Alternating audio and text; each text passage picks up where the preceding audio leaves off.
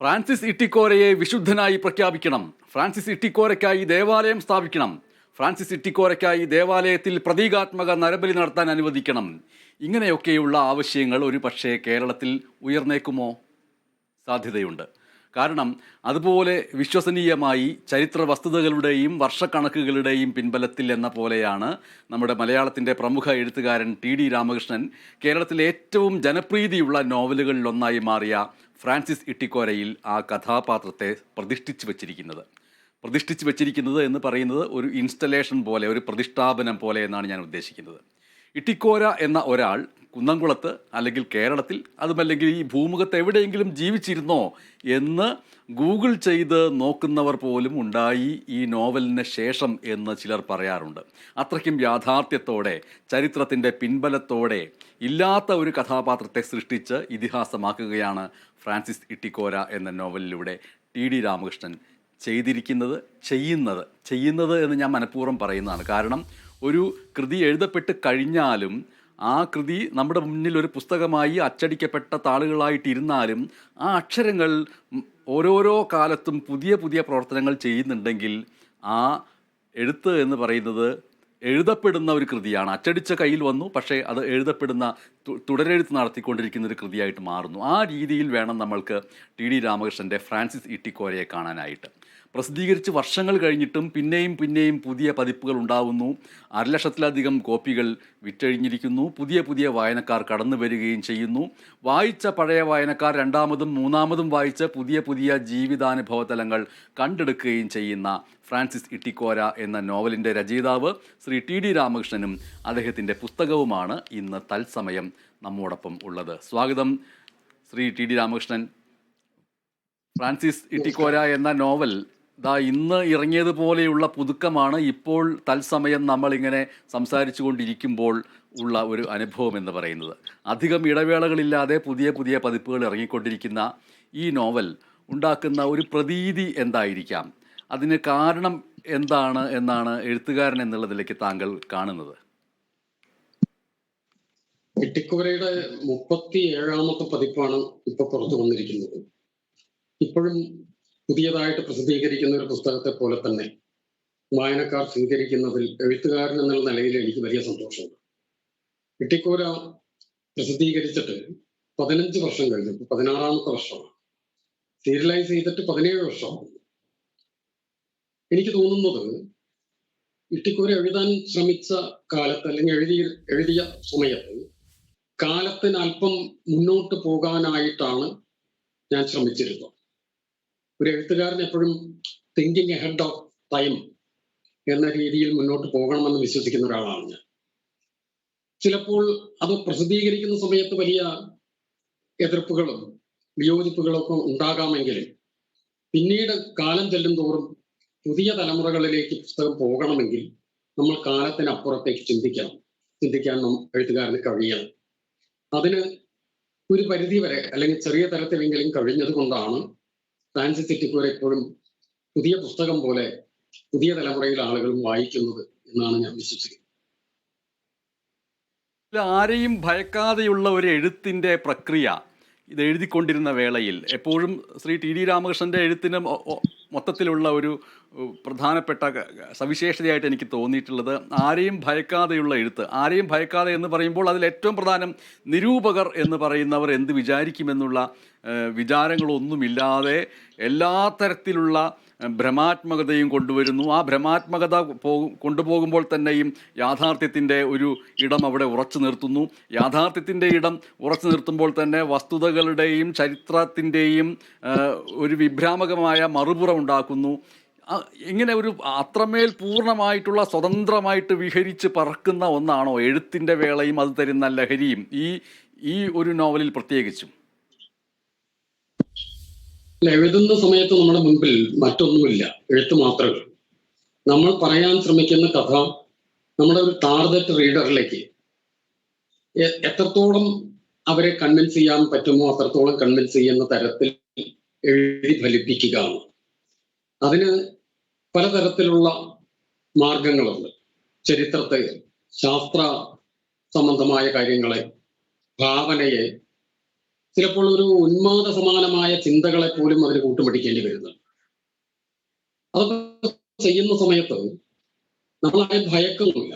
മറ്റാ ആളുകൾ ഏത് തരത്തിലാണ് ഇത് വിലയിരുത്തുന്നത് എന്നതിനെ കുറിച്ച് കണ്ട് ബോധവാനല്ല എന്നുള്ളത്.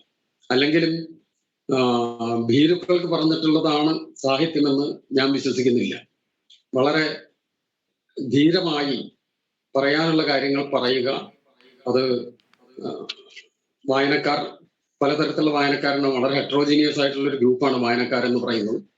അവരിൽ നമുക്ക് ഇഷ്ടപ്പെട്ട വായനക്കാർ അത് വായിക്കട്ടെ. അതുപോലെ നിരൂപകന്മാരെ ഭയക്കുക എന്ന് ഞാൻ പറയുന്നില്ല. ഞാൻ വാസ്തവത്തിൽ അത് കണക്കാക്കുന്നത് നല്ല രീതിയിൽ ഇട്ടിക്കോര വായിക്കുകയും അതിനെപ്പറ്റി പഠനങ്ങൾ നടത്തുകയൊക്കെ ചെയ്ത നിരൂപകന്മാരുമുണ്ട്. നിരൂപണവും ഒരു സർഗാത്മകമായ ഒരു പ്രവൃത്തിയായി കണക്കാക്കുന്ന നോവലിനെ വായിക്കാനും അതിന്റെ പല പാഠങ്ങൾ കണ്ടെത്താനും ഒക്കെ കഴിയുന്ന പ്രബുദ്ധരായ നിരൂപകന്മാരുള്ള ഒരു ഭാഷ തന്നെയാണ് മലയാളം. വാസ്തവത്തിൽ നിരൂപണങ്ങളിലൂടെയും പലതരത്തിലുള്ള വായനകളിലൂടെയും ഒക്കെയാണ് പുസ്തകം സാർത്ഥകമാകുന്നത്. ഓരോ വായനക്കാരും വായിക്കുമ്പോഴും മറ്റൊന്നായിട്ട് മാറുകയാണല്ലോ ചെയ്യുന്നത്. അപ്പൊ ആ വായനക്കാർ വായിച്ച് വിജയിപ്പിച്ചൊരു പുസ്തകമാണ് ഇട്ടിക്കോര എന്ന് പറയുന്നത്. അപ്പൊ അതിന്റെ ഒരു സന്തോഷം നമുക്കുണ്ട്. വളരെ ധീരമായി തന്നെയാണ് എഴുത്തിലെ ഓരോ അടിയും മുന്നോട്ട് വെക്കുന്നതും വെച്ചുകൊണ്ടിരിക്കുന്നത്. ഈ പുസ്തകം ഇപ്പോൾ പുതുതായിട്ട് ആദ്യമായിട്ട് വാങ്ങുന്ന ഒരു വായനക്കാരൻ അല്ലെങ്കിൽ വായനക്കാരി, ആ വായനക്കാരി ഒന്നാമത്തെ താൾ മറിക്കുമ്പോൾ തന്നെ അതിലുള്ള ഒരു മുൻവാക്യം എന്ന് പറയുന്നത് ഇത് ചരിത്രമല്ല, കേട്ടുകേൾവികളും കെട്ടുകഥകളും നുണകളും ചേർന്ന് പൊലിപ്പിച്ചെടുക്കാനുള്ള ശ്രമം മാത്രമാണ് എന്നുള്ള നിലയ്ക്കുള്ള വരികൾ വരുന്നു. അപ്പോൾ ആരെയും ഭയക്കാതെയുള്ള ഒരു എഴുത്തിൻ്റെ പൂർണ്ണത, അതിൻ്റെ ലഹരി മുഴുവൻ അനുഭവിക്കുന്നു. അതിനുശേഷം പുസ്തകം പുറത്തിറങ്ങുന്നു. ഒന്നാമത്തെ താളിൽ ആ ഒരു മുൻകൂർ വരികൾ എഴുതി വയ്ക്കുന്നതിന് പ്രേരകമായിട്ടുള്ളത് എന്താണ്? അല്ല, അത് ചരിത്രത്തെക്കുറിച്ചുള്ള എൻ്റെ കാഴ്ചപ്പാടാണ്. ചരിത്രത്തെക്കുറിച്ചും സാഹിത്യത്തെക്കുറിച്ചുള്ള ഒരു കാഴ്ചപ്പാടാണ്. പലപ്പോഴും സാഹിത്യരചനകളെ ചരിത്രമായിട്ട് തെറ്റിദ്ധരിക്കുകയും അങ്ങനെ വായിക്കുകയും ചെയ്യുന്ന ഒരു രീതി നിർഭാഗ്യവശാൽ നമ്മുടെ സമൂഹത്തിൽ നിലനിൽക്കുന്നുണ്ട്. അപ്പൊ അതുകൊണ്ട് തന്നെ ഇത് ചരിത്രമല്ല, ഇത് ഭാവനയുടെ അല്ലെങ്കിൽ ഒരു സാഹിത്യ രചന എന്ന് പറയുന്ന ഒരു പ്രോസസ്സ് കൂടി കടന്നു വരുന്ന ഒരു നോവലാണ്. ആ നോവലിനെ ഒരിക്കലും ചരിത്രമായിട്ട് മനസ്സിലാക്കുന്നത് ശരിയായ ഒരാളാണ്. അതൊരു മുൻകൂർ ജാമ്യം എടുക്കലൊന്നുമല്ല. അത് ചരിത്ര രചന എന്നുള്ള രീതിയിൽ തെറ്റിദ്ധരിക്കപ്പെടരുത്. അത് യഥാർത്ഥത്തിൽ എന്താണ് എന്നത് വായനക്കാർക്ക് മനസ്സിലാകണം. പക്ഷെ അതിൽ കെട്ടുകഥകളും കേട്ടുകേൾവികളും നുണകളും ചേർത്ത് ഒരു കഥ പൊലിപ്പിച്ചെടുക്കാനുള്ള ശ്രമം മാത്രം എന്നാണ് ഗതി. ഇപ്പൊ നുണ എന്ന് പറയുന്നത് ഭാവനയെ കുറെ കൂടെ ഒരു വായനക്കാരിലേക്ക് പെട്ടെന്ന് ഇക്വേറ്റ് ചെയ്യുന്ന രീതിയിൽ എഴുതപ്പെട്ടിട്ടുള്ള ഒരു വാക്കായിട്ട് മാത്രം കണക്കാക്കിയാണ്.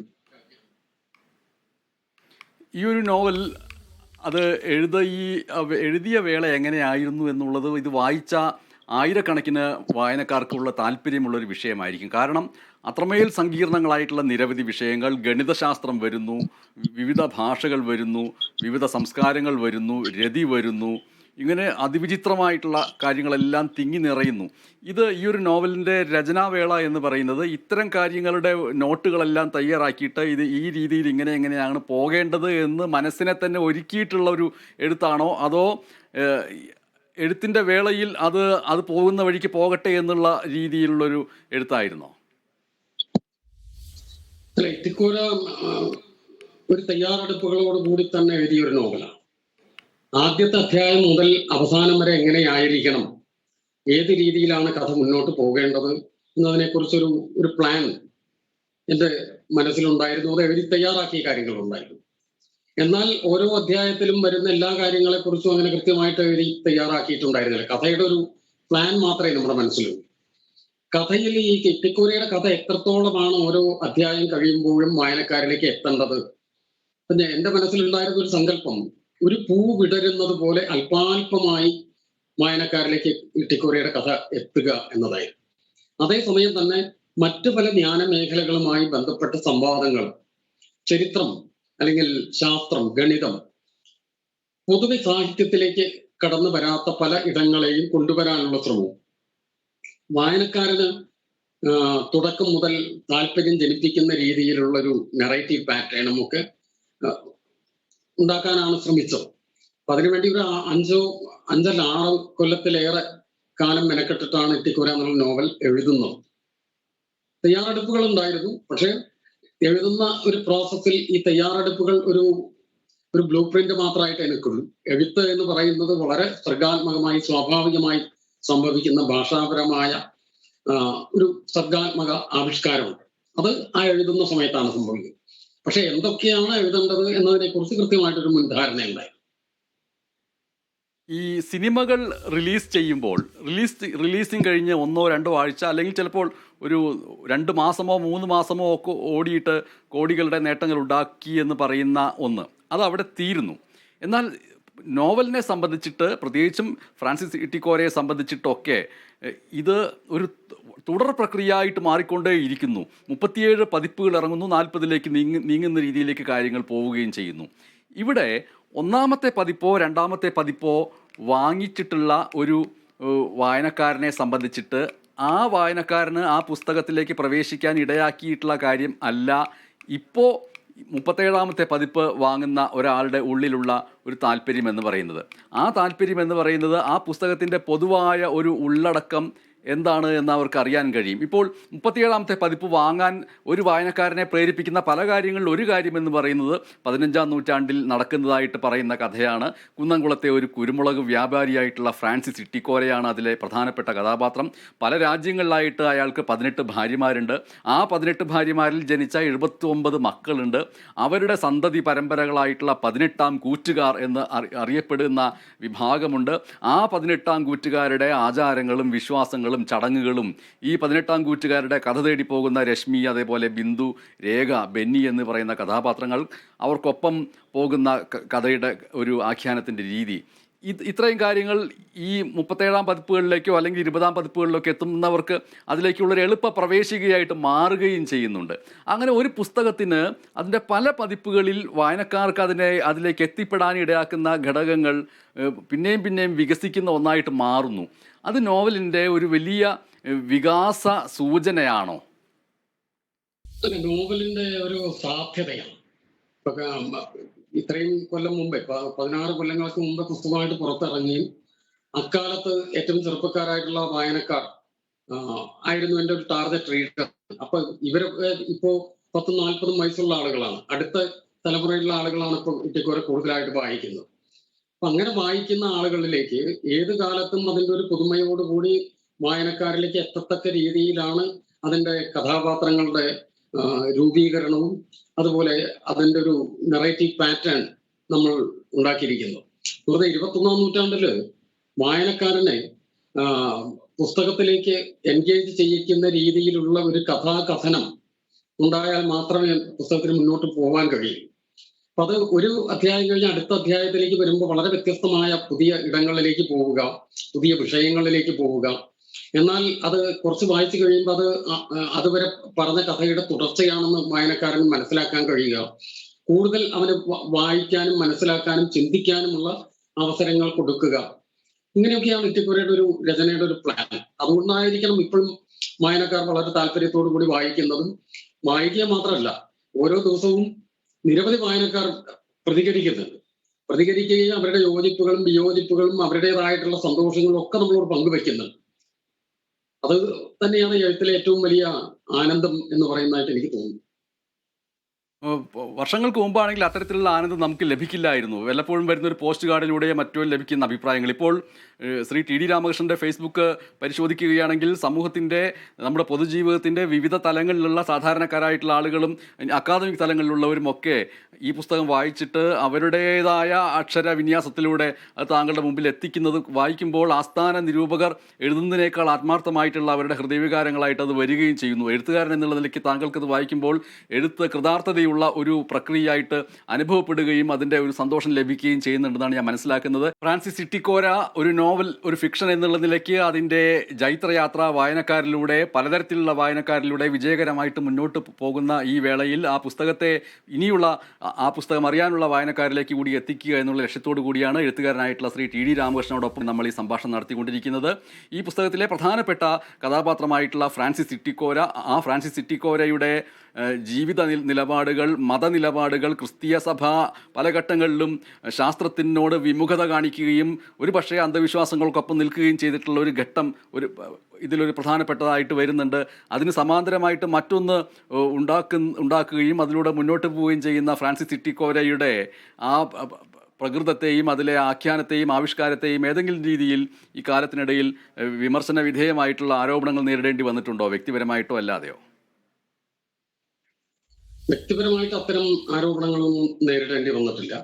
പക്ഷെ പലതരത്തിലുള്ള സംവാദങ്ങൾ അതുമായി ബന്ധപ്പെട്ടുണ്ടായിട്ടുണ്ട്.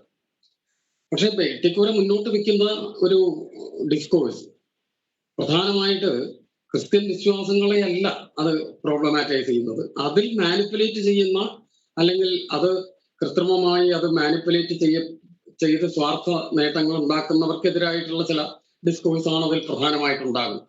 അതിലുപരി ശാസ്ത്രത്തിന്റെയും പ്രത്യേകിച്ചും ഗണിതത്തിന്റെയും ഒക്കെ വലിയ സാധ്യതകളെ ചർച്ച ചെയ്യാനാണ് ഈ നോവൽ ശ്രമിച്ചിട്ടുള്ളത്. എനിക്ക് അത്തരത്തിലുള്ള പ്രശ്നങ്ങളൊന്നും ഇട്ടിക്കോര പ്രസിദ്ധീകരിച്ച് ഈ 17 കൊല്ലം വരെ ഉണ്ടായിട്ടില്ല. വിയോജിപ്പുകൾ ഉണ്ടാവും, പലതരത്തിലുള്ള വിയോജിപ്പുകൾ ഉണ്ടായിട്ടുണ്ട്. ഇട്ടിക്കോര പ്രസിദ്ധീകരിച്ച സമയത്തൊക്കെ വളരെ നിശിതമായ വിമർശനങ്ങൾ പല കോണുകളിൽ നിന്നും ഉണ്ടായിട്ടുണ്ട്. ഈ സമൂഹത്തിന് വഴിതെറ്റിക്കുന്നു എന്ന് പോലുള്ള ആക്ഷേപം പോലും വന്നിട്ടുണ്ട്. പക്ഷെ സ്വാഭാവികമാണ്, ഒരു കാലത്ത് ഒരു പ്രത്യേക രീതിയിൽ ഉള്ള എഴുത്തും ചിന്തകളും സംവാദങ്ങളും നടക്കുന്ന ഒരു കാലത്ത് അതിൽ നിന്ന് വ്യത്യസ്തമായ വഴികളിലൂടെ നീങ്ങുന്ന കുറേം കൂടെ ഓപ്പണായിട്ട് കാര്യങ്ങളെ ചർച്ച ചെയ്യുന്ന ഒരു നോവൽ വരുമ്പോൾ സ്വാഭാവികമായിട്ടും വിയോജിപ്പുകളുണ്ടാവും. ഞാൻ പോലും അതിൽ പറയുന്ന പല കാര്യങ്ങളോടും വ്യക്തിപരമായിട്ട് വിയോജിപ്പുള്ള ആളാണ്. എന്നെ സംബന്ധിച്ചിടത്തോളം ഒരു നോവൽ എന്ന് പറയുന്നത് വളരെ വ്യത്യസ്തമായ പല നിലപാടുകളെയും മുന്നോട്ട് വെച്ച് അത് ചർച്ച ചെയ്യാനുള്ള ഒരു ഭൂമിക സൃഷ്ടിച്ചെടുക്കലാണ്. ഒരു സംവാദത്തിന്റെ ഭൂമികയാണ് നോവൽ എന്ന് പറയുന്നത്. എഴുത്തുകാരന്റെ ഏകപക്ഷീയമായ അഭിപ്രായങ്ങൾ മുന്നോട്ട് വെച്ചുകൊണ്ട് അത് സ്ഥാപിച്ചെടുക്കുന്ന ഒരു കാര്യമായിട്ടോ അല്ലെങ്കിൽ ടി രാമകൃഷ്ണൻ എന്നുള്ള വ്യക്തിയുടെ ശരികളെ സ്ഥാപിച്ചെടുക്കാനോ അല്ല എഴുതുന്നത്. മറിച്ച് ഈ ലോകത്തിൽ ഇന്ന് നിലനിൽക്കുന്ന നമുക്ക് ശരിയെന്നും തെറ്റുമെന്നും ഒക്കെ തോന്നുന്ന പല വ്യത്യസ്തമായ കാര്യങ്ങളെ അതിന്റെ സമഗ്രതയിലും സൂക്ഷ്മതയിലും വായനക്കാരുടെ മുന്നിലേക്ക് വെക്കുകയും അതിനെക്കുറിച്ചുള്ള ഒരു സംവാദത്തിന് വായനക്കാരനെ കൂടി ഉൾപ്പെടുത്തിക്കൊണ്ടുള്ള അവൻ കൂടി ഭാഗമാകുന്ന ഒരു സംവാദത്തിന്റെ ഇടമാക്കിയിട്ട് അതിനെ മാറ്റാനാണ് ശ്രമിക്കുന്നത്. അപ്പൊ ഏത് വായനക്കാരനെ ഇട്ടിക്കോര വായിച്ചാൽ കുറെ കാര്യങ്ങളോട് വിയോജിപ്പുകൾ ഉണ്ടാവാം, ആ വായനക്കാരൻ്റെതായിട്ടുള്ള അഭിപ്രായങ്ങൾ ഉണ്ടാവാം. അതിന്റെ ഒരു സർഗാത്മകമായ കലഹത്തിനുള്ള ഒരു സ്പേസ് ഇട്ടിക്കോര നൽകുന്നുണ്ട്. അതാണ് മറ്റ് നോവലുകളിൽ നിന്ന് ഇട്ടിക്കോരയെ സംബന്ധിച്ച് കുറച്ചൊരു വ്യത്യസ്തമായിട്ടുള്ള ഒരു തലം അതിന്റെ. അല്ലാതെ കണ്ട് ഒരു എതിർപ്പുകളോ അല്ലെങ്കിൽ ഭീഷണികളോ അങ്ങനെയൊന്നും ഇട്ടിക്കോരെ സംബന്ധിച്ചുണ്ടായിട്ടില്ല. പലപ്പോഴും ഈ ക്രിസ്ത്യൻ സഭാ സംബന്ധമായിട്ടുള്ള ഇടങ്ങളിൽ നിന്ന് തന്നെ വളരെ പോസിറ്റീവായിട്ടുള്ള റെസ്പോൺസ് ആണ് ഉണ്ടായിട്ടുള്ളത്. ഈ നോവലിൽ ഫ്രാൻസിസ് ഇട്ടിക്കോരയുടെ മകൻ്റെ മകനായിട്ടുള്ള സേവ്യർ ഇട്ടിക്കോര അമേരിക്കൻ സൈന്യത്തിൽ ചേരുകയും ഇറാഖ് യുദ്ധസമയത്ത് അങ്ങനെ അമേരിക്കൻ സൈന്യത്തിൽ ചേർന്ന് അവർക്ക് വേണ്ടി പ്രവർത്തിച്ചിട്ട് അതിനിടയിൽ ഇറാഖിൽ ചെന്നിട്ട് അവിടെയുള്ള ഇറാഖികളായിട്ടുള്ള സുന്ദരികളായിട്ടുള്ള സ്ത്രീകളെ ബലാത്സംഗം ചെയ്യാൻ കഴിയും അമേരിക്കൻ പട്ടാളക്കാരനായാൽ എന്നുള്ള ബോധ്യത്തോടു കൂടി അങ്ങനെ മാറുന്നതടക്കമുള്ള കാര്യങ്ങൾ ഈ നോവൽ വരുന്നുണ്ടല്ലോ. അപ്പോൾ ഇപ്പോൾ നമ്മൾ കാണിച്ചുകൊണ്ടിരിക്കുന്ന ദൃശ്യങ്ങളിലുള്ളതുപോലെ തന്നെ ഈ പുസ്തകത്തിൻ്റെ വിവിധങ്ങളായിട്ടുള്ള കവറുകൾ ഇംഗ്ലീഷിൽ അത് പരിഭാഷ ചെയ്യപ്പെട്ടതിൻ്റെ പലതരത്തിലുള്ള മുഖചിത്രങ്ങളോടുകൂടി ഇറങ്ങിയത് അന്താരാഷ്ട്ര തലത്തിൽ തന്നെ പോവുകയും ചെയ്തിരിക്കുന്നു. ആ അർത്ഥത്തിൽ ഒരു അന്താരാഷ്ട്ര തലത്തിലുള്ള ഒരു ലോക നോവലായിട്ട് ഇത് മാറുകയും ചെയ്യുന്നുണ്ട്. അത്തരത്തിലുള്ള വിപുലമായ വായനയിൽ നിന്ന് വന്നിട്ടുള്ള അഭിപ്രായങ്ങൾ എന്താണ്? പ്രത്യേകിച്ചും പരിഭാഷ ചെയ്യപ്പെട്ട് കഴിഞ്ഞതിൻ്റെ ഒരു വലിയ വിശാലതയിൽ നിന്ന് വന്നിട്ടുള്ള അഭിപ്രായങ്ങൾ എന്തൊക്കെയാണ് ലഭിച്ചിട്ടുള്ളത്? പരിഭാഷയ്ക്ക് ശേഷം നോവൽ കൂടുതൽ വായനക്കാരിലേക്ക് എത്തുന്നു. തമിഴിലും ഇംഗ്ലീഷിലുമുള്ള പരിഭാഷ പ്രസിദ്ധീകരിച്ചു കഴിഞ്ഞിട്ടുണ്ട്. വളരെ നല്ല റെസ്പോൺസാണ് കിട്ടിയിട്ടുള്ളത്. നമ്മൾ തീരെ പ്രതീക്ഷിക്കാത്ത ഇടങ്ങളിലേക്ക് ഈ നോവൽ എത്തിച്ചേരുന്നു. അതുമായിട്ട് ബന്ധപ്പെട്ട സംവാദങ്ങൾ മറ്റിടങ്ങളിൽ ഉണ്ടാവുന്നു. നമ്മൾ ഒരു തരത്തിലും നമ്മളോട് ബന്ധമില്ലാത്ത അറിയാത്ത മറ്റൊരു സെറ്റ് വായനക്കാരിലേക്കാണ് നോവൽ എത്തുന്നത്. വലിയ സന്തോഷമുണ്ട്. അതെ, ഈ നോവൽ വായിച്ച് പോകുമ്പോൾ അതിൻ്റെ ഒരു രസച്ചരട് ഒരു ഭാഗത്ത് ഇങ്ങനെ ഉണ്ടെങ്കിൽ പോലും നമ്മൾക്കതിലൂടെ ഒരു കയറ്റം കയറി വലിയ ഒന്നിലേക്ക് എത്താൻ കഴിയുമെങ്കിൽ പോലും പല ഘട്ടങ്ങളിലും അവിടേക്ക് ഇപ്പോൾ എത്തേണ്ടതില്ല, ഇവിടെ കുറേ നേരം നിൽക്കാം എന്ന് തോന്നിപ്പിക്കുന്ന രീതിയിൽ തലച്ചോറിനെ നിരന്തരം പ്രവർത്തിപ്പിച്ചുകൊണ്ടേയിരിക്കുന്നു. അല്ലാതെ തലച്ചോറിനെ ഏകപക്ഷീയമായിട്ട് ഒരു സ്ഥലത്തേക്ക് കൊണ്ടുപോവുകയല്ല ഈ നോവൽ ചെയ്യുന്നത്. ഇപ്പോൾ ഞാൻ സൂചിപ്പിച്ച സേവ്യർ ഇട്ടിക്കോര അയാളുടെ ലൈംഗികമായ അഭിനിവേശം തീർക്കുന്നതിന് വേണ്ടി വിചിത്രമായൊരു മനസ്സിലുള്ളൊരു ഫാൻറ്റസിയെ യാഥാർത്ഥ്യമാക്കിക്കൊണ്ട് അമേരിക്കൻ സൈന്യത്തിൽ ചേർന്നാൽ ഇറാഖിൽ യുദ്ധസമയത്ത് ഇറാഖി പെണ്ണുങ്ങളെ ബലാത്സംഗം ചെയ്യാൻ കഴിയും എന്നുള്ള ആ ഭാഗങ്ങളിലെത്തുമ്പോൾ അവിടെ വായനക്കാർക്ക് നിൽക്കേണ്ടി വരുന്നു. അതൊരു അന്താരാഷ്ട്ര തലത്തിലുള്ള ഒരു വലിയ കുറ്റവാസനയുടെയും കുറ്റകൃത്യത്തിൻ്റെയും ഒക്കെ പല തലങ്ങളിലേക്ക് അവിടെ അതിങ്ങനെ വിടർന്ന് നിൽക്കുകയാണ്. അങ്ങനെ വിടർന്ന് നിൽക്കുമ്പോൾ പോലും നോവലിൻ്റെ പൊതുപരിസരത്ത് നിന്ന് വായനക്കാരൻ വിട്ടുപോകുന്നുമില്ല, തിരിച്ച് ആ യാത്ര തുടരാൻ പ്രേരിപ്പിക്കുന്നു. എന്നിട്ടോ തിരിച്ച് അത്തരം കാര്യങ്ങൾ ആ ഇറാഖി പെണ്ണുങ്ങൾക്ക് നേരെ ചെയ്തതിൻ്റെ പേരിൽ, തുടർച്ചയായിട്ട് ചെയ്തതിൻ്റെ പേരിൽ അയാളുടെ ലൈംഗിക ശേഷി നഷ്ടപ്പെടുകയും തിരിച്ച് ഇവിടെ വന്നിട്ട് നക്ഷത്ര വേശ്യാലയത്തിൽ പോയിട്ട് അത് തിരിച്ച് എടുക്കാൻ പറ്റുമോ, ഇങ്ങനെ ഒരു ഭാഗത്ത് രതിവൈകൃതങ്ങൾ എന്നൊക്കെ, ഞാൻ ഉദ്ധരണിക്കകത്താണ് ആ വാക്ക് ഉപയോഗിക്കുന്നത്, എന്നൊക്കെ വിശേഷിപ്പിക്കപ്പെടുന്ന പദാവലികൾ വരുന്നു. അലസാൻഡ്രിയ മുതൽ നമ്മുടെ ഈ കുന്നംകുളം വരെയുള്ള നാട് വരുന്നു, ഇറാഖ് വരുന്നു, പെറു വരുന്നു, ഇക്കഡോർ വരുന്നു, വത്തിക്കാനും ഇറ്റലിയും റോമും ഒക്കെ നീണ്ട ഒരു യാത്രയിലൂടെ ഇതിങ്ങനെ പോകുന്നു. മൈക്കലാഞ്ചലോ വരുന്നു നോവലിൽ, റഫേൽ വരുന്നു, ഹൈപ്പേഷ്യ വരുന്നു, തുപ്പാക് അമ്രു വരുന്നു, നിരവധി ഗണിതശാസ്ത്രജ്ഞന്മാർ വരുന്നു, സദ്ദാം ഹുസൈൻ വരുന്നു, ചരിത്രത്തിൽ നിന്ന് ഒരുപാട് പേരുടെ സാന്നിധ്യം വരുന്നു, മനുഷ്യരുടെ മാംസം കഴിക്കുന്ന കാനിബാൾസ് വരുന്നു. ഇങ്ങനെയുള്ള നിരവധി കാര്യങ്ങൾ ഈ നോവലിൽ ഒന്നിനൊന്ന് പിറകെ ഒന്നായിട്ട് വരുമ്പോൾ ഒരു കുറ്റാന്വേഷണ നോവൽ വായിക്കുന്നു എന്ന് പറയുന്ന കേവലമായ അനുഭവത്തിലുപരി നമ്മൾക്ക് പുറത്ത് കടക്കാൻ കഴിയാത്ത രീതിയിലുള്ള ഒരു വലിയ വിശാലമായ പെട്ടകത്തിനകത്ത് പെട്ടതുപോലെ. പിന്നീട് താങ്കൾ ഭ്രമയുഗം എന്ന സിനിമയ്ക്ക് വേണ്ടി എഴുതിയിട്ടുള്ള ആൾ കൂടിയായതുകൊണ്ട് ഞാൻ അതിലേക്ക് പെട്ടെന്ന് വരികയാണ്. ഇങ്ങനെ ഇതിൽ നിന്ന് ആളുകൾ പുറത്ത് പോകരുത്, ഇത് വായിച്ച് തീർന്നു കഴിഞ്ഞാലും അതിനകത്ത് നിൽക്കേണ്ടതുണ്ട് വായനക്കാർ എന്നുള്ള ഒരു ബോധ്യം അതിൻ്റെ ഹരമായിട്ട് ഇങ്ങനെ അനുഭവിച്ച് ആനന്ദം കൊണ്ടിട്ടുണ്ടോ രചനാവേളയിൽ? അല്ല, തീർച്ചയായിട്ടും. എന്താണെന്ന് വെച്ചാൽ എഴുത്തിന്റെ ലക്ഷ്യം തന്നെ ഇതാണ്, വായനക്കാരനെ വായനയുടെ ആനന്ദത്തിലേക്ക് എത്തിക്കുകയും നമ്മൾ സൃഷ്ടിച്ചെടുക്കുന്ന ഒരു കോട്ടയിൽ നിന്ന് പുറത്തു പോകാൻ കഴിയാത്ത രീതിയിൽ അതിലേക്ക്, ഇപ്പൊ ഭ്രമയുഗത്തിലൊക്കെ പറയുന്ന പോലെ എന്താണെന്ന് വെച്ചാൽ വായനക്കാരനോട് നമ്മൾ അത് തന്നെയാണ് പറയുന്നത്, നിങ്ങൾക്ക് പുറത്തു പോകാൻ അനുവാദമില്ല എന്ന് പറയുന്ന കൊടുമൺ പോറ്റിയിട്ട് ഡയലോഗ് പറയുന്ന പോലെ തന്നെയാണ്. ഈ ഇട്ടിക്കോരയുടെ കഥയുടെ ഉള്ളിലേക്ക് കടന്നാൽ, അല്ലെങ്കിൽ ആ കോരപ്പൂട്ടിലേക്ക് വായനക്കാരൻ പെട്ടുകഴിഞ്ഞാൽ അതിനുള്ളിൽ തന്നെ വായനക്കാരനെ നിർത്തുകയും വായനയുടെ അനന്തമായ സാധ്യതകളിലേക്ക്, വായനയിലെ ഒരു സന്തോഷങ്ങളിലേക്കോ അതിൻ്റെ അനന്തമായ സാധ്യതകളിലേക്കോ ഒക്കെ വായനക്കാരനെ കൊണ്ടുപോകാൻ കഴിയുമ്പോഴാണ് ആ പുസ്തകം അല്ലെങ്കിൽ നോവൽ അത് സാർത്ഥകമാകുന്നതെന്നാണ് ഞാൻ വിശ്വസിക്കുന്നത്. അപ്പൊ അതിനുള്ള ശ്രമങ്ങളാണ് ചെയ്യുന്നത്. അപ്പൊ വായനക്കാരനെ വായനയുടെ ഒരു കോരപ്പൂട്ടിനുള്ളിലേക്ക് കുടുക്കി നിർത്തി ചിന്തയുടെയും ഭാവനയുടെയും ഒരു ഉന്മാദ സമാനമായ അവസ്ഥയിലേക്ക് കൊണ്ടുപോകാനാണ് ഇട്ടിക്കുരയിലൂടെ ശ്രമിക്കുന്നത്. ഈ സ്വന്തമായിട്ടുള്ള സുവിശേഷവും നിയമസംഹിതകളുമെല്ലാം അടങ്ങുന്ന ഒരു രഹസ്യ മതം സ്ഥാപിക്കാൻ ഫ്രാൻസിസ് ഇട്ടിക്കോര ശ്രമിക്കുന്നു എന്ന് ഈ നോവൽ പറയുമ്പോൾ അതിലൂടെ എൻ്റെ മനസ്സിലേക്ക് പെട്ടെന്ന് വരുന്നത് നമ്മുടെ ഇന്ത്യയെ സംബന്ധിച്ചിട്ടാണെങ്കിലും ഏതൊക്കെ രീതിയിലാണ് മതം അതിൻ്റെ പ്രതിഷ്ഠാപനം നിറവേറ്റുന്നത് പുതിയ കാലഘട്ടത്തിൽ എന്നുള്ള ഒരു വലിയ ഫാസിസ്റ്റ് തലത്തിലേക്ക് അതിനെ ആലോചിക്കാൻ തോന്നുന്നു. നമ്മുടെ രാജ്യം ഏതൊക്കെ തരത്തിലാണ് ഓരോരോ പ്രതിഷ്ഠാപനങ്ങൾ ഉണ്ടാക്കി വയ്ക്കുകയും അതിലേക്ക് ആൾക്കൂട്ടങ്ങളെ ക്ഷണിക്കുകയും ചെയ്യുന്നത് എന്ന്. ആ തലത്തിൽ അതിന് വിപുലമായൊരു തലം ഉണ്ടോ? തീർച്ചയായിട്ടും. അത് നമ്മുടെ രാജ്യത്തിന്റെ മാത്രം ഒരു തലത്തിൽ ഒതുങ്ങി നിൽക്കുന്നതുമല്ല. ഇട്ടിക്കോര എഴുതുന്നത് 90-കൾക്ക് ശേഷം കച്ചവട മുതലാളിത്തം ആഗോള തലത്തിൽ അതിന്റെ ഒരു സമഗ്രാധിപത്യം സ്ഥാപിക്കുന്ന ഒരു അവസ്ഥയിൽ അതിനെ പ്രോബ്ലമാറ്റൈസ് കൊണ്ട് എഴുതുന്നൊരു നോവലാണ്. മതം മാത്രമല്ല, മതത്തിന് സമാനമായ എല്ലാ തരത്തിലുള്ള വിശ്വാസങ്ങൾ, ബോധ്യങ്ങൾ എല്ലാം തന്നെ വളരെയധികം മാനിപ്പുലേറ്റ് ചെയ്യപ്പെട്ട് അതിൻ്റെ ഒരു ഹിംസാത്മകതയിലേക്കും അതിൻ്റെ ലാഭങ്ങളുടെ ആഘോഷങ്ങളിലേക്കും ഒക്കെ പോകുന്ന ഒരു കാലത്ത് അതിനെ തന്നെയാണ് ഇട്ടിക്കോരെ അഡ്രസ് ചെയ്യാനായിട്ട് ശ്രമിച്ചത്. ഇതിൽ ഫ്രാൻസിസ് ഇട്ടിക്കോര കോരയ്ക്ക് കൊടുക്കുക എന്ന് പറയുന്ന രീതിയിൽ പെണ്ണുങ്ങളെ കോരയ്ക്ക് കൊടുക്കുക ഇങ്ങനെ മതത്തിൽ വഴിപാട് നൽകുക എന്നത് പറയുന്നത് പോലെയൊക്കെയുള്ള കാര്യങ്ങളുടെ വിശദമായിട്ടുള്ള ആഖ്യാനങ്ങൾ ഇതിൽ വരുന്നുണ്ട്.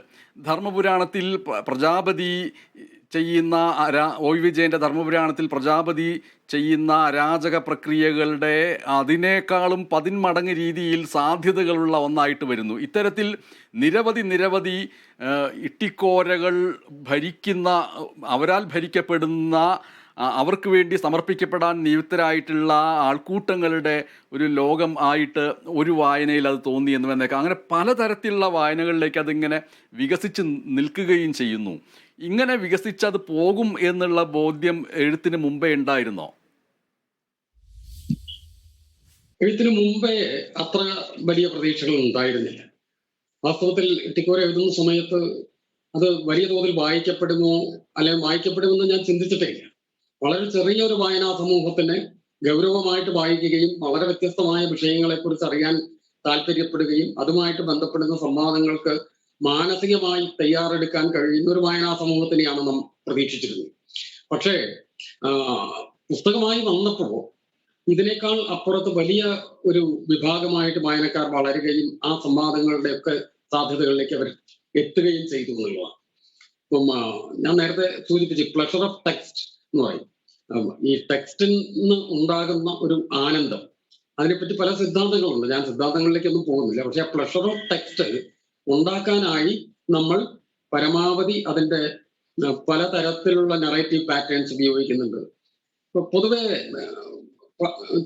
വളരെ ചുരുക്കി പറയുകയാണെങ്കിൽ എനിക്ക് ഇഷ്ടപ്പെടുന്ന രീതിയിലുള്ള വിഷയ വൈവിധ്യങ്ങളും പുതിയ ഇടങ്ങളിലേക്ക് ചിന്തിക്കാനുള്ള അവസരങ്ങളും ഭ്രാന്തമായ ചിന്തകളും ഒക്കെ ചേർന്നാണ് ഈ നോവൽ സംഭവിക്കുന്നത്. വൈൽഡ് ഫാന്റസികൾ പലപ്പോഴും ഗാമ ഇങ്ങോട്ട് വരുന്നതിന് മുമ്പ് മലയാളിയായിട്ടുള്ള ഒരാൾ അങ്ങോട്ട് പോകുന്നു എന്നുള്ള ചിന്തയിൽ നിന്നാണ് ഇട്ടിക്കോര എന്നുള്ള കഥാപാത്രം തന്നെ ഉണ്ടാകുന്നത്. എന്തുകൊണ്ടൊരു മലയാളിക്ക് ലോകം മുഴുവൻ പോയിക്കൂടാ? ഇവർ വരുന്നതിന് മുമ്പേ പോകാനുള്ള ഒരു സാധ്യതയില്ലേ? വാസ്കോഡ ഗാമ ആഫ്രിക്ക ചുറ്റി കെനിയയിലെ മെലിന്ദ് എന്ന് പറഞ്ഞ സ്ഥലത്ത് ഒരു ഗുജറാത്തി കച്ചവടക്കാരനെ വഴികാട്ടിയായിട്ട് കൂട്ടിയിട്ടാണ് കാപ്പാട് കടപ്പുറത്ത് വന്നിറങ്ങിയതെന്ന് പറയുന്നു. അപ്പൊ കാപ്പാട് കടപ്പുറത്തേക്ക് ഒരു വഴി കാണിച്ചു കൊടുക്കാൻ ഒരു ഗുജറാത്തി കച്ചവടക്കാരനുണ്ടെങ്കിൽ അത് നിലനിൽക്കുന്ന ഒരു വഴിയാണല്ലോ. ആ വഴി എന്തുകൊണ്ട് നമ്മൾ മലയാളികൾ ഉപയോഗിക്കാതിരുന്നിരിക്കണം? ഞാൻ വിശ്വസിക്കുന്നത് ആ കാലത്ത് കൃത്യമായി ചരിത്രം എഴുതി സൂക്ഷിക്കുന്ന ഒരു രീതി ഇല്ലാത്തത് കൊണ്ട് മാത്രമായിരിക്കണം ഇതിനൊന്നും തെളിവില്ലാതെ പോയത്.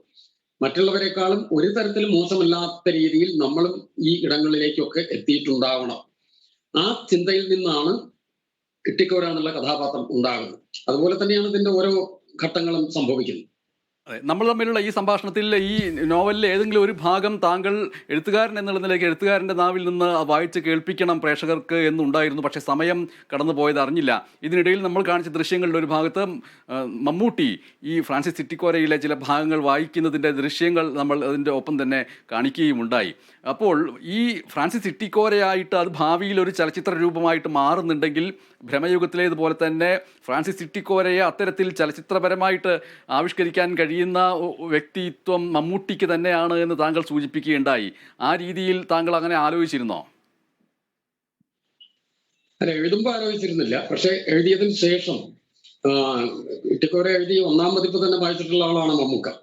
അതിനുശേഷം അദ്ദേഹം വായിച്ചതിന്റെ വീഡിയോ ഒക്കെ നിങ്ങൾ കണ്ടിട്ടുണ്ടാവും. ആ കഥയെ, ആ കഥാപാത്രത്തെ നല്ല രീതിയിൽ മനസ്സിലാക്കിയിട്ടുള്ള ആളാണ്. അത് മാത്രമല്ല, ഇന്ന് മലയാളത്തിൽ അതൊരു സിനിമയാക്കുകയാണെങ്കിൽ മമ്മൂക്കയല്ലാതെ മറ്റൊരാളെ ആ വേഷത്തിൽ നമുക്ക് ചിന്തിക്കാൻ കഴിയില്ല. അത്ര സൂക്ഷ്മമായ ഭാവാഭിനയത്തിന്റെ സാധ്യതകളും അല്ലെങ്കിൽ ആവശ്യകതയും ഉള്ള ഒരു കഥാപാത്രമാണ് ഫ്രാൻസിസ് ഇട്ടിക്കോര എന്ന് പറയുന്നത്. പക്ഷെ ആകാൻ സാധ്യതയുണ്ടോ എന്നതൊക്കെ മറ്റൊരു കാര്യം. ആവുകയാണെങ്കിൽ എന്നെ സംബന്ധിച്ച് എന്നോടൊരു സജഷൻ പറയാൻ പറഞ്ഞാൽ എൻ്റെ മുമ്പിൽ മറ്റൊരു ചോയ്സും ഇല്ല. മമ്മൂക്കയല്ലാതെ മറ്റൊരാൾ ഫ്രാൻസിസ് ഇട്ടിക്കോരയാവാൻ പറ്റില്ല. എന്തായാലും ഫ്രാൻസിസ് ഇട്ടിക്കോര എന്ന ഈ നോവൽ ഇപ്പോൾ 37 പതിപ്പുകൾ, അത് കടന്ന് അത് 100 പതിപ്പുകളിലേക്ക് വരെ പോകുന്ന രീതിയിലേക്ക് ലക്ഷക്കണക്കിന് വായനക്കാരിലേക്ക് മലയാളത്തിലും ഇംഗ്ലീഷിലുമായിട്ട് കടന്നു പോകട്ടെ എന്ന് ആശംസിക്കുകയാണ്. ഇത് മലയാള നോവലിനെ സംബന്ധിച്ചിട്ടും ഫിക്ഷനെ സംബന്ധിച്ചിട്ടും കഥാലോകത്തെ സംബന്ധിച്ചിട്ടും മലയാള സാഹിത്യത്തെ സംബന്ധിച്ചിട്ടും ഏറ്റവും ആനന്ദകരവും ആവേശകരവും പ്രതീക്ഷാ നിർഭരവുമായിട്ടുള്ള ഒരു സാഹചര്യമാണ്. പ്രത്യേകിച്ചും അത്രമേൽ സങ്കീർണമെന്ന് തോന്നിപ്പിക്കുന്ന ചരിത്ര വസ്തുതകൾ, കണക്കുകൾ ഒക്കെ നിറയുമ്പോൾ പോലും ഫ്രാൻസിസ് ഇട്ടിക്കോര എന്ന് പറയുന്ന പ്രധാനപ്പെട്ട കഥാപാത്രം ഉണ്ടാക്കുന്ന ആവേശങ്ങളുടെ ഭ്രമലോകങ്ങളിലൂടെ പോകാൻ വായനക്കാരെ പ്രേരിപ്പിക്കുന്ന ഒരു പുസ്തകത്തിന് അത് വായനക്കാരിലേക്ക് ആവേശമായിട്ട് വളരാനും അത് ഏറ്റെടുക്കാനും കഴിയുന്ന രീതിയിൽ വായനക്കാർ വരുന്നു എന്നുള്ളത് സന്തോഷകരമാണ്. ആ സന്തോഷത്തിനൊപ്പം ഇവിടെ ഇത്രയും നേരം ഈ പുസ്തകത്തെക്കുറിച്ച് സംസാരിച്ച ശ്രീ ടി ഡി രാമകൃഷ്ണൻ നന്ദി പറയട്ടെ. നമസ്കാരം.